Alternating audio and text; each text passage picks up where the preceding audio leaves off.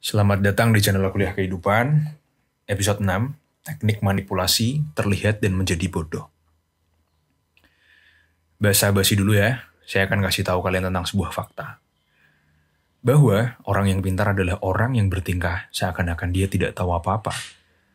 Dan orang yang bodoh adalah dia yang bertingkah seakan-akan dia tahu segalanya.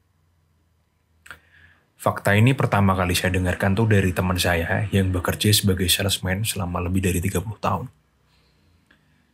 Selama jadi salesman dia udah menjual banyak banget barang. Dari mulai alat rumah tangga, alat kesehatan, mobil, hingga properti.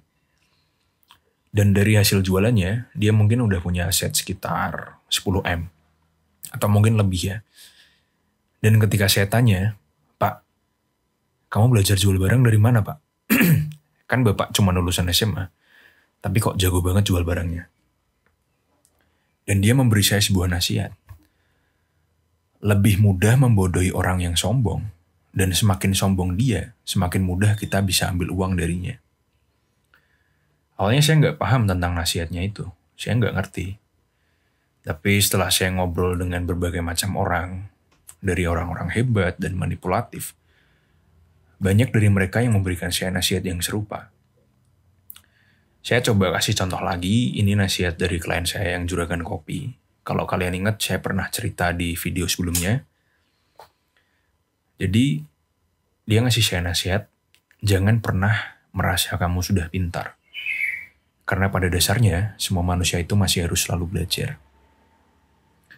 Waktu saya dengar nasihat itu, karir saya lagi bagus-bagusnya dan sangat cemerlang. Saya punya banyak banget klien dan bisnis saya yang lainnya juga lancar banget. Dan sama seperti anak muda yang sukses, saya merasa superior dan jadi sombong. Karena saya merasa saya sangat pintar dan hebat. Tapi ketika dia yang asetnya sudah puluhan M, masih bilang bahwa dia nggak pintar dan dia masih harus belajar. Kenapa saya yang baru punya ratusan juta jadi sombong? Disinilah awal mula saya selalu berpura-pura untuk terlihat bodoh. Karena saya mengingat quotes-nya De Valois, seorang filsuf Prancis, yang mengatakan bahwa nggak ada orang yang lebih bodoh dari dia yang menganggap dirinya bijak. Dan nggak ada orang yang lebih bijak dari dia yang menganggap bahwa dirinya bodoh. Mungkin kalian sering melihat di sekitar kalian bahwa orang-orang yang sukses, mereka tuh nggak sombong. Yang sombong malah istrinya, orang tuanya, atau anaknya. Yang padahal mungkin mereka nggak ada kontribusi apapun tentang kesuksesan orang itu. Oke, kita langsung ke materinya aja. Terlihat bodoh itu bisa jadi senjata yang luar biasa hebat. Dan ini juga salah satu senjata utama dari para manipulator. Coba kalian bayangkan sejenak. Kita akan membahas materi ini dari sudut pandang manipulator ya. Coba kalian bayangkan. Apa yang akan terjadi ketika orang-orang menganggap kamu itu pintar dan hebat? Orang-orang akan curiga bahwa kamu cukup atau terlalu pintar untuk membodohi atau memanfaatkan mereka. Yang pada faktanya kalian memang berniat untuk memanfaatkan mereka kan? Karena pada dasarnya manipulasi yang sukses itu bergantung pada stealth atau sembunyi-sembunyi sehingga target manipulasimu nggak tahu dia akan dimanipulasi. Dan ketika dia udah sadar, dia sudah kamu tikam dengan pisau dari belakang. Nah, ketika kamu terlihat pintar, itu seakan-akan kamu memamerkan pisau yang akan kamu gunakan untuk menikam tepat di depan matanya. Kayak kamu pamerin ini, aku punya pisau nih, aku bisa nikam kamu dari belakang. Orang yang nggak bodoh-bodoh banget, ya yang nggak goblok gitu kan ya, pasti mereka sadar dan mereka akan menghindar sehingga mereka tidak dimanipulasi atau dimanfaatkan. Oke, kita langsung bahas dalam prakteknya ya. Saya contohkan dalam sudut pandang finansial. Di awal video saya ceritakan tentang teman saya yang sudah jadi sales selama lebih dari 30 tahun. Tapi ketika dia sedang negosiasi atau melakukan deal dengan targetnya, dia akan bilang bahwa dia belum pernah atau baru bekerja di bidang sales. Kayak dia bilang gini, "Wah, saya baru mas jualan tanah kayak gini. Baru 3 bulan itu juga belum ada yang laku." Nah, kenapa dia bilang begitu? Karena orang gak akan mengira bahwa dia akan dimanipulasi oleh seorang amatir. Semisal nih kalian bilang, "Wah, ya saya udah jual properti udah 30 tahun Pak. Targetmu itu bakal curiga, berarti kamu udah pemain hebat, kamu udah pemain lama, dan pasti kamu tahu harga teruntungnya berapa, dan dia akan nego dengan alot. Nah, kalau kamu terlihat bodoh dan kamu bilang kalau kamu tuh orang yang amatir gitu, targetmu itu bahkan mereka bisa dengan sukarela memberikan informasi yang bisa dimanfaatkan untuk kamu meningkatkan target hargamu. Karena mereka nggak akan pernah mengira dia akan menggunakan informasi itu untuk kepentingannya. Misalnya ya,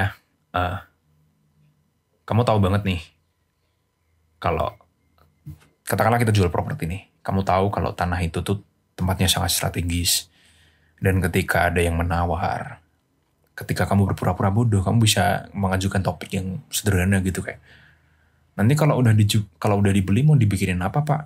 Terus dia bilang, saya mau bikin kafe Mas.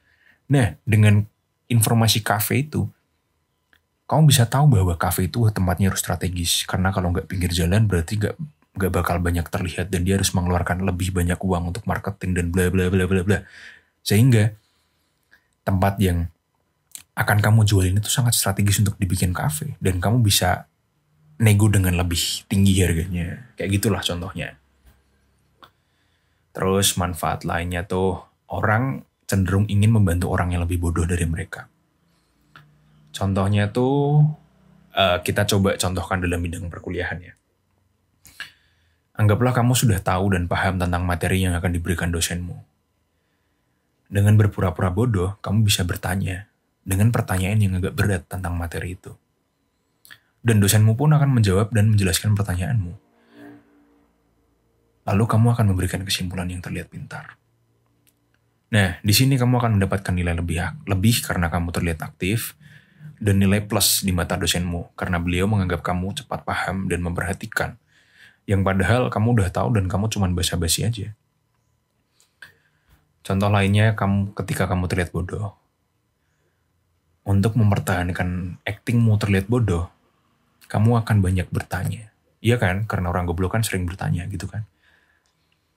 Dan jika kamu sudah melihat video-video saya sebelumnya, bertanya pertanyaan yang tepat itu bisa membantu kita untuk memenuhi ego dari target kita. Dan ketika ego target kita terpenuhi, dia akan menjawab semua pertanyaan yang kita beri. Dan di sini, selain kita bisa mendapatkan informasi yang kita butuhkan, kita juga bisa belajar banyak hal. Kita bisa upgrade diri kita dengan menyerap semua ilmu yang diberi target kita. Kalau kalian lupa tentang konten video saya yang sebelumnya, saya kasih contoh nih. Waktu itu teman saya alias klien saya ya, dia kehilangan suppliernya, supplier kopi. Dia punya kafe kan, dia kehilangan supplier kopinya.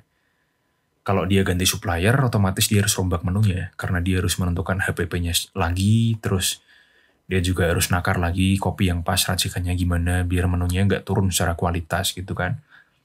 Dia pun minta tolong sama saya biar suppliernya mau melanjutkan kontrak dengan dia lagi.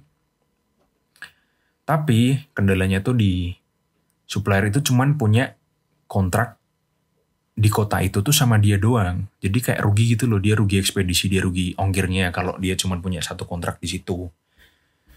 Karena dia cuman harus nganter barang ini sekali doang ke kota ini, dan dia nggak bisa muter-muter lagi gitu loh. Nah, akhirnya saya datang ke kantornya, saya udah mempersiapkan banyak banget pertanyaan tentang apa yang harus saya tanyakan ke dia supaya dia mau melanjutkan kontrak itu dengan klien saya. Tapi ketika saya bertemu dengan dia, saya masuk kantornya, saya tuh takut. Karena dia tuh tinggi besar, dia kerang banget, rambutnya gondrong, dia bertato gitu. Jauh dari pandangan saya tentang seorang businessman, tentang seorang entrepreneurship gitu tuh, saya jauh banget pandangannya. Saya selalu menganggap bahwa businessman yang hebat itu, dia terlihat rapi, dia terlihat profesional gitu. Tapi ketika saya melihat dia nggak terlihat rapi sama sekali, dia terlihat serem, dan dia nggak terlihat profesional.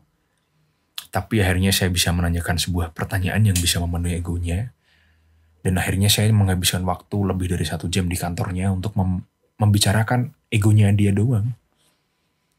Dan setelah itu, dia ngajak saya makan siang, dan akhirnya dia mau melanjutkan kontrak suppliernya dengan teman saya. Jadi kesimpulannya, berpura-pura bodoh itu memiliki dua keuntungan. Yang pertama, kamu nggak akan kehilangan uang, dan justru bisa mendapatkan keuntungan. Yang kedua, kamu bisa menjadi lebih pintar dengan menyerap pengetahuan targetmu. Oke, sekian dari kuliah kita hari ini. Jangan lupa like, share, dan subscribe.